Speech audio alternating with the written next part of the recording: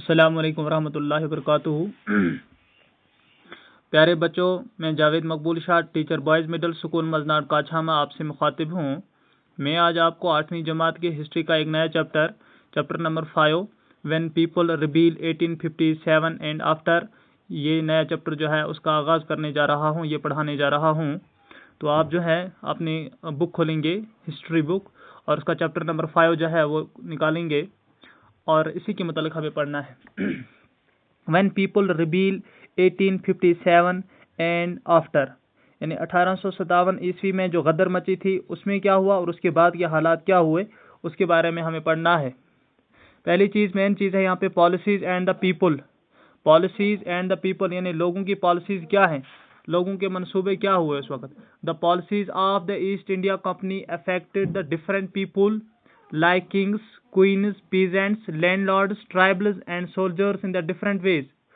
The policies of the East India Company یعنی East India کا جو منصوبہ تھا، جو پالیسیز تھی، affected the different people، اس کی وجہ سے بہت سارے لوگوں پہ اثر پڑا، اور جیسے کنگز پہ پڑا اس کا اثر، کوئنز پہ پڑا، پیزنٹس پہ پڑا، لینڈ لارڈس پہ پڑا، ٹرائبلز پہ پڑا، اینڈ سولجرز پہ پڑا، اور جو مختلف قسم کے باقی لوگ تھے ان پہ پڑا۔ یعنی جو اس کی پالیسیز تھی، ایسٹ انڈیا کمپنی کی جو پالیسیز تھی، اس کا اثر جو ہے وہ بادشاہوں پہ بھی پڑا، ملکاؤں پہ بھی پڑا، کاشتکاروں پہ بھی پڑا، جاگیرداروں پہ بھی پڑا، اور ٹرائبل جو ہیں، درجہ فریب ذاتیں جو ہیں ان پہ بھی پڑا، اور سپاہیوں پہ بھی پڑا۔ یعنی بادشاہوں پہ کیسے پڑا، اس کے بارے میں ہم پڑھیں گے۔ نوابز لوز دیئر پاور، اس وقت بادشاہ کو نواب کہا جاتا تھا۔ نواب جو تھے ان کا جو پاور تھا وہ ان سے چھینا گیا۔ Since the mid-18th century، 18ویں صدی کے درمیان میں، نوابس and rajas had seen their power erode. They lost their authority and honor. انہوں نے دیکھا کہ ان کی جو طاقت ہے، ان کی جو حکمرانی ہے وہ ان سے چھینی جا رہی ہے، ان کے پاس جو ان کی عزت تھی، ان کی جو اتھارٹی تھی، اس پہ ڈاکہ ڈالا جا رہا ہے۔ یہ تمام چیزیں ان سے چھینی گئی کب؟ 18ویں صدی کے درمیان میں، یعنی 18ویں صدی کے نصف میں نوابس سے ان کی اتھارٹی چھینی گئی، نوابس سے ان کے اونر چھینا گیا، یعنی ان کی عزت چھینی گئی۔ اور دوسرا پوائنٹ ہے اس کا، in 1801 a subsidiary alliance was imposed on Avada، ایک الائنس ہوا 1801 عیسوی میں، کہاں پہ؟ اوادہ کے موقع پہ۔ the company began to plan to bring an end to the Mughal dynasty، company نے ایک شروع کیا، ایک سٹیپ اٹھایا، ایک منصوبہ بنایا کہ مغل خاندان کا یا مغل ڈائناسٹی کا خاتمہ کرنا ہے۔ اس کے بارے میں انہوں نے ایک سبسیڈری الائنس امپوز کیا، کب؟ 1801 عیسوی میں۔ دوسرا مین پوائنٹ ہے اس کا، پیزنٹس اینڈ سپاہیز۔ پیزنٹس کہتے ہیں کاشتکار کو، اور سپاہی کہتے ہیں سولجر کو، جسے ہم اپنی زبان میں سپاہی کہتے ہیں۔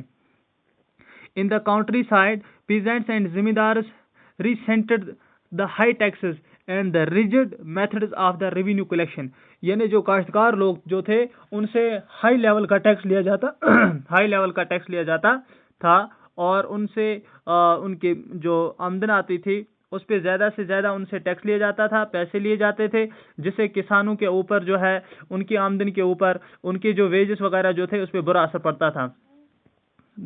نیکسٹ پوائنٹ ہے اس کا، the Indian sipahis in the employment of the company, اگر ہندوستان کا کوئی سپاہی کمپنی کے اندر ملازمت اختیار کرتا، وائر انہیپی، وہ خوش نہیں ہوتا تھا، بیکاز کیوں؟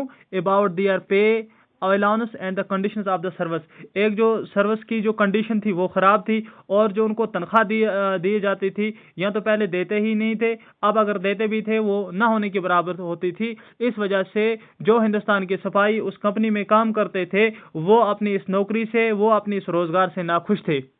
تیسرا پوائنٹ ہے، moreover some new rulers violated their religious sensibilities and beliefs, اور اس کے علاوہ جو تھا کہ انہوں نے کچھ ایسے نئے قانون بنائے جس سے مذہبی جو طاقتیں تھیں ان کے اوپر کیا ہو جاتا تھا، ان کے رولز کی خلاف ورزی کی جاتی تھی، یعنی وہ اپنی منمانیاں کرتے تھے، اس سے جو تھے باقی جو مذاہب تھے ان کے جو رولز تھے ان کی وائولیشن کرتے تھے۔